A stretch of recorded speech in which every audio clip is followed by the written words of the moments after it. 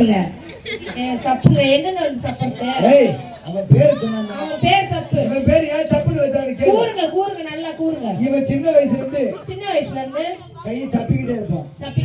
அதனால இவன் பேர் சப்புன்னு. அதான் பல்லு முன்னாடி வந்துடா. இவன் பேர் பாரு. இவன் தான் முக்கியமானவன். அவன் பேர்னா? இவன் ஏன் சொருன்னு வச்சானு கேளு. தம்பி தீவிர முருகன் பக்தன்.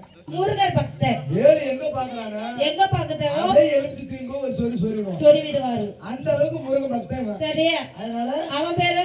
இவன் வேடிக்கை பார்த்தாங்க. என் பேரு இவங்க என்னென்ன செய்யறாங்களோ நான் உட்காந்து வேடிக்கை பாக்குறேன். சரி உங்க பேரு? என் பேரு ஊம்பு. ஊம்புக்கு என்ன அர்த்தம்? தப்பா அடிக்காத.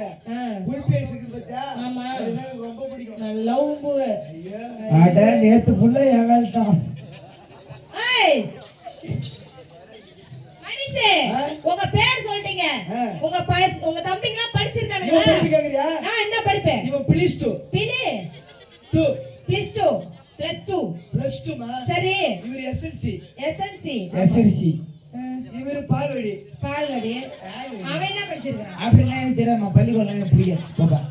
இது வெறும் பள்ளிக்கூடம் தான். ஆமா பால்வடி கூட கிடையாது. போனமா போட்டமா வந்தமா அதோட ஏங்க கேட்டீங்க. எங்க பேரை கேட்டீங்க. சரி. எங்களுக்கு பொண்ணு பிடிச்சு போச்சு. உங்களுக்கு பொண்ணு கொடுக்க சம்மதம். ஏய் எங்களுக்கு சம்மதம். எங்க ஊர் பேர்லாம் கேட்க மாட்டீங்களா? ஓ உங்களுக்கு பேர் இருக்குல்ல? எங்களுக்கு ஊருக்கு பேர் இருக்கு, விலாசம் இருக்கு. தம்பிகளுக்கு தெளிவா சொல்லுங்க. அப்பதான் தெரியும். அம்மா நல்ல பேரை சொல்லுங்கம்மா.